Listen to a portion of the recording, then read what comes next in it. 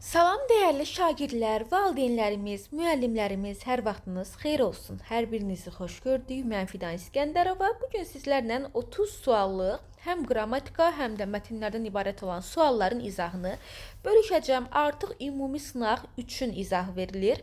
Bundan əlavə ümumi sınaq 1, ümumi sınaq 2, 10 suallıq mini sınaq 1, mini sınaq 2, bu qədər suallar işlədilib indiyə qədər. Həmin sualları kimlər ki görməyib, işləməyib, həm sayt üzərindən işləyə bilərlər, eyni zamanda menecer tərəfindən sizlərə PDF olaraq da göndərilə bilər ki, şagirdlərimizi bu tip sualları işləməklə maarifləndirəsiniz.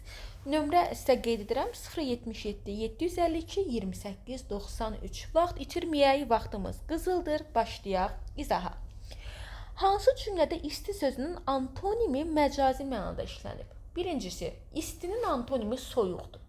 Soyuq sözü əslində həm həqiqət ola bilər, həm də məcazi. Məsələn, soyuq su. Su soyuq ola bilər də, bu həqiqidir. Amma münasibət soyuq olsun, ola bilməz. Məsələn, soyuq münasibət, soyuq rəftar, soyuq düşüncə. Bax, bu tip soyuqlar məcazidir. Cavabımız buna görə də B variantıdır. O mənə soyuq davrandı. Olmaz. Soyuq hava ola bilər, su soyuq ola bilər, otaq da soyuq ola bilər. Amma insanın davranışı soyuq ola bilməz. Cavab B. Sakit gecədə ulduzlar parlaq görünürdü. Cümləsində hansı sifət var? Cavabımız olacaq 2-də A variantı. Bax, cavabımız sakit. Məsələn, sakit gecə, sakit insan. Burada sifətdir. Bəs kimsə deyər ki, ay müəllim, bəs parlaq sözü də var axı. Necə parlaq? Dəyərli şagirdlər, müdavimlər, valideynlər. Hərəkətin necəliyi zərfdir.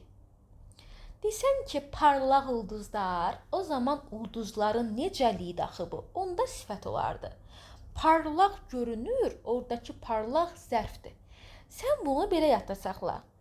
Bu tip sözlər feilin yanında gəlirsə zərfdir. Mən bu tip sözləri ismin yanına qoysaydım sifət olardı.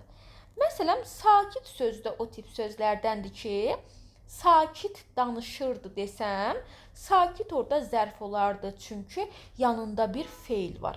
Amma sakit gecə deyirəmsə, orada sakit sifətdir. Variantımız oldu A variantı. O, bu işi həll etmək üçün artıq başını itirmişdir. Frazeoloji birləşmənin mənası nədir? Məsələn, ən çox valideynlər işlədir. O da niyə işlədirlər? Uşaqları dərs oxumayanda. Mənim artıq başım itib, mən başımı itirmişəm, mən bilmirəm neyniyim. Nə deməkdir? Çaşıb qalır ki, mən artıq necə edim ki, başımı itirmişəm, mən necə edim ki, uşağım dərs oxusun? Cavabımız B variantıdır. Eləsi var, burada əsəbləşməyi götürüb. Dəyərli şagirdlər. Əslində, belə deyək də, ancaq əsəbləşəndə başımı itirmişəm frazemi işlənmir ki. Məsələn, kimsə toy eləyir, zəng eləyib soruşuram ki, ay ev yiyəsi, necədir vəziyyət? Borcun zadın yoxdur, bir köməkliyə ehtiyacın var. Deyirəm ki, çox sağ ol, hər şey qaydasındadır, sadəcə biraz həyəcanlıyam, lap başımı itirmişəm. O zaman mən əsəbləşmirəm ki, yəni insan bu ifadəni işlədəndə xeyir, şər işində də işlədə bilər, xeyir işdə də işlədə bilər. Yəni, ancaq əsəbləşəndə işlətmirlər bu sözü. Çaşqın vəziyyətdə olanda, çaşbaş qalanda, bilmirlər ki, necə etsinlər. O zaman deyirlər ki, artıq başım itib mənim, bilmirəm nə necədir. Cavab B variantı. Gəlin bu qara ayını oxuyaq, şəkildə də qəşəng təsvir də verilib sizə. Qara ayı böyük və güclü heyvandır. Onun bədəni qalın tüklərlə örtülüdür, dırnaqları güclüdür və qulaqları isə kiçikdir. Dırnaqları güclüdür, itidir, qulaqları kiçikdir. Qara ayılar əsasən meşəli və dağlıq bölgələrdə yaşayırlar. Ayı həm bitki, həm də heyvan mənşəli qidalarla qidalanır. O, meyvələri yığır, balıq tutur, bəzən kiçik heyvanları da ovluyur. Bu səbəbdən qara ayı həm çevikdir, həm də güclü heyvandır. Qara ayı tək yaşayır və öz ərazisini qoruyur. Təhlükə hiss etdikdə kəskin səslə digər heyvanları xəbərdar edir. Onun sürətli hərəkəti və yaxşı inkişaf etmiş qoxu və eşitmə duyğusu onu təbiətdə qorumağa kömək edir. Qara ayının balaları adətən baharda doğulur və çox zəif olurlar. Ana ayı onları diqqətlə qoruyur. İnsanlar əvvəllər ayıları ovluyurdular, amma indi bir çox ölkələrdə onları qorumaq üçün qanunlar mövcuddur. Deməli, şagirdlərimiz nə anladılar bu mətndən? Anladılar ki, qara ayı böyükdür, güclüdür. Onun bədəni tüklərlə örtülüdür, dırnaqları güclüdür, qulaqları kiçikdir, dırnaqları itidir. Daha sonra qara ayılar harda yaşayır? Meşəli və dağlıq bölgələrdə. Daha sonra ayılar nə yeyir? Bitki yeyə bilir, heyvan mənşəli qidalar yeyə bilir. Ayılar nə edir? Meyvə yığa bilir, balıq tuta bilər, balaca heyvanları ovlayıb yeyə bilirlər. Buna görə də ayılar fərasətli sayılır. Həm çevikdirlər, həm də güclüdürlər. Ayıların qarası, yəni məhz qara ayı tək yaşayır, öz ərazisinə sahib çıxır. O öz ərazisini təhlükədən qoruyur. Təhlükə hiss edən kimi digər heyvanları çağırırlar, xəbərdar edirlər. Sürətli hərəkət edirlər deyə qoxunu da yaxşı hiss edirlər, eşitməni də yaxşı, qulaqları da yaxşı eşidir deyə hansısa bir təhlükə olanda bu onları qoruyur. Qara ayının balaları deməli baharda doğulur, yəni yaz aylarında doğulur, zəif olurlar və bu zəif olduğuna görə ana ayılar onları qoruyur. İnsanlar hətta ovluyurdular, necə ki balıq ovu var, eləcə də ayı ovluyurdular qara ayıları. Amma indi hal-hazırda bir çox ölkələrdə qoruyurlar. Yəni qoymurlar ki, ayını insanlar ovlasınlar. Mətnə əsasən qara ayı necə bir heyvandır? Qara ayı güclüdür, çevikdir. Qara ayının əsas yaşayış mühiti əlbəttə ki, meşəlik və dağlıq ərazilərdir. Ayı hansı qidalarla qidalanır? Həm bitki, həm də heyvan mənşəli qidalarla qidalanır. Mətnə əsasən qara ayı nə zaman balalarını dünyaya gətirir? Yazda, yaz aylarında dünyaya gətirir. Mətnə əsasən qara ayı hansı duyğularla təhlükədən qorunur? Qoxu və eşitmə duyğusu ilə təhlükədən qorunur. Qara ayının balaları haqqında hansı məlumat verilmişdir? Balaları zəif olur və analar balaların qorunmuş olur. Mətnə əsasən qara ayının dırnaqları və qulaqları necədir? Dırnaqları güclüdür, itidir, qulaqları da kiçikdir. İnsanlar qara ayılara necə münasibət göstərirlər? Əvvəllər ovluyurdular, daha sonra qorunurlar onlar. Qara ayı haqqında şəkildə verilmiş məlumatları müəyyən edək. Şəkildə verilib ki, görək nə verilib şəkildə. Şəkildə görək nə verilib. Şəkildə verilib ki, qara ayı görək hansı şəraitdə yaşayır. Gəl baxaq görək. Meşəli ərazidə yaşayır, bir də uzun və iti dırnaqlara malikdir. Cavabımız A variantı. Balaları baharda doğulur, insanlarla tez-tez ünsiyyət qururlar. Bu haqda fikir yoxdur, yəni bu hissədə. Bax, dırnaqları var, itidir. Bir də meşəli ərazidə yaşayırlar. Şəfəq və itmiş düyün. Başlayaq. Uzaq bir dağ kəndində Şəfəq adlı bir qız yaşayırdı. Şəfəq uşaqlıqdan toxumağı sevirdi. O, kənddə ən gözəl xalçaları toxuyurdu. Amma bir gün ən qiymətli xalçasında böyük bir düyün yarandı. Şəfəq onu açmağa çalışdı, amma düyün daha da möhkəmləndi. Şəfəq çox əsəbləşdi. O, gizlənmiş düyünləri qoparmaq istəyirdi, amma bu xalçaya ziyan verə bilərdi. O, anasından soruşdu. Niyə düyün belə möhkəmdir? Anası gülümsəyərək dedi. Bəzən həyatın düyünləri sənin səbirsizliyini sınayır. Sakit ol, diqqətlə bax, həll yolunu tapacaqsan. Şəfəq dərindən nəfəs aldı və düyünü diqqətlə araşdırmağa başladı. O addım-addım ipi açdı. Yanlış yerlərə toxunmadı və sonda düyünü tam açdı. Xalça yenə əvvəlki kimi gözəl oldu. Beləliklə Şəfəq bu təcrübədən öyrəndi ki, həyatda hər düyünə tələsik müdaxilə etmək lazım deyil. Sakitlik və diqqət hər şeyi düzəldə bilər. O gündən sonra Şəfəq yalnız xalça toxumurdu, həm də kənd uşaqlarına deyirdi: həyatda hər düyün üçün tələsməyin, diqqətlə baxsaz həllini tapacaqsınız. Mətnə əsasən Şəfəq nə ilə məşğul idi? Şəfəqimiz xalça toxumaqla məşğul idi. Anası Şəfəqə nə məsləhət verdi? Sakit ol, diqqətlə bax.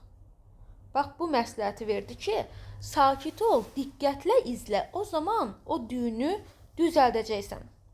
Mətnə görə Şəfəq nə öyrəndi? Öyrəndi ki, hər düyünə tələsik müdaxilə etmək lazım deyil. Mətnin ideyası nədir? Sakitlik və diqqət problemləri həll etməyə kömək edir. Yəni, siz sakit olsaz, diqqətli olsaz, hər bir problemi həll edərsiniz.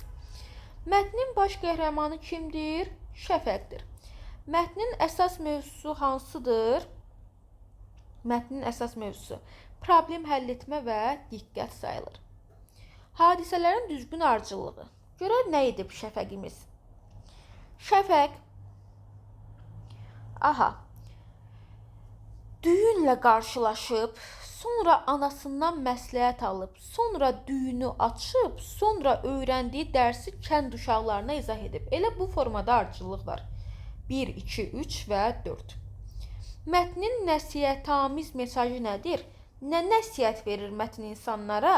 Nəyi öyrədir? Öyrədir ki, ay əziz şagird, sakitlik və diqqət problemləri sakitlik və diqqət problemləri həll etməyə kömək edir. Yetər ki, sən sakit ol, yetər ki, sən diqqətli ol. Mətnə əsasən aşağıdakılardan hansı doğrudur? Cavabımız A variantı olacaq. 1, 3, 4. Bəli, Şəfəq xalça toxuyurdu. Şəfəq diqqətlə düyünü açdı. Kənd uşaqlarına dərs verdi. Bəli, cavab 1, 3, 4. Düyün tez açıldı, səhvdir. Şəfəq anasından tövsiyə alandan sonra diqqətlə baxdı və daha sonra düyün açıldı. Düyün tez açılmadı əslində. Velosiped və avtomobil. Velosiped və avtomobil hər ikisi nəqliyyat vasitəsidir, amma bir-birindən sürətinə, yanacaq istifadəsinə və ətraf mühitə təsirinə görə fərqlənir. Velosiped yavaş hərəkət edir, insan gücü ilə işləyir və ətraf mühiti çirkləndirmir. O, sağlamlıq üçün faydalıdır və qısa məsafələr üçün əlverişlidir. Avtomobil isə sürətlidir, benzin və ya dizel yanacağı ilə işləyir və atmosferi çirkləndirə bilər. Avtomobil uzun məsafələr üçün rahatdır və çoxlu yük daşıya bilir. Hər iki vasitə insanların hərəkətini təmin edir, lakin istifadəsinə və ekoloji təsirinə görə fərqlənirlər. Mətnə əsasən hansı fikir doğrudur? Cavab B variantı. Velosiped və avtomobil hər ikisi nəqliyyat vasitəsidir, amma sürətinə, yanacaq təsiri baxımına görə fərqlənir. Bəli. Bax, A səhvdir. Deyir ki, velosiped və avtomobil eyni sürətə malikdir. Avtomobilin sürəti əslində daha çoxdur. Avtomobil ətraf mühiti heç vaxt çirkləndirmir, oradan tüstü çıxır və ətraf mühiti çirkləndirir. Velosiped uzun məsafələr üçün daha rahatdır. Xeyr, velosiped yox, avtomobil rahatdır. Velosiped haqqında yanlış fikir hansıdır? Cavabımız olacaq C variantı. Velosiped atmosferi çirkləndirir. Xeyr, maşın, avtomobil çirkləndirir. Velosiped nisbətən yavaş hərəkət edir. Doğrudur, yəni avtomobilə nisbətən. Velosiped insan gücü ilə işləyir. Bu da doğrudur. Velosiped qısa məsafələr üçün əlverişlidir. Bu da düzgündür. Avtomobil haqqında yanlış fikir hansıdır? Cavabımız C variantı. Avtomobil yanacaq istifadə etmir, əksinə yanacaq istifadə edir. Velosiped yanacaq istifadə etmir əsasən. Avtomobil sürətlidir, bəli, velosipedə baxanda. Avtomobil uzun məsafələr üçün rahatdır, bəli, velosipedə baxanda. Avtomobil çoxlu yük daşıya bilir, bəli, velosipedə baxanda elədir. Hansı səbəb-nəticə əlaqəsi düzgün deyil? Variantımız C variantı. Velosiped yavaşdır, buna görə uzun məsafələr üçün daha rahatdır. Yavaşdırsa, deməli uzun məsafələr üçün rahat ola bilməz. Bax, bu səhv yanaşmadır. Avtomobil sürətlidir, buna görə uzun məsafələr üçün əlverişlidir, doğrudur. Velosiped insan gücü ilə işləyir, buna görə ətraf mühiti çirkləndirmir, doğrudur. Avtomobil yük daşıya bilir, buna görə işgüzar səfərlər üçün faydalıdır, bu da doğrudur. Mətnə əsasən düzgün fikri seçməliyik. Variantımız A variantı. Hər iki vasitə insanların hərəkətini təmin edir, lakin istifadəsi və təsiri fərqlidir. Bu doğrudur. Mətnin ən son cümləsinə uyğun fikirdir. Avtomobil və velosiped eyni ekoloji təsirə malikdir, səhvdir. Ekologiyanı çirkləndirən avtomobildir, çirkləndirməyən velosipeddir. Çünki velosiped insan gücü ilə işlənir, hansısa benzinlə, yanacaqla işlənmir. Velosiped yanacaqla işlənir, bəli, bu fikir səhvdir. Çünki avtomobil yanacaqla işləyir, velosiped isə gücümüzlə, insan gücü ilə işləyir.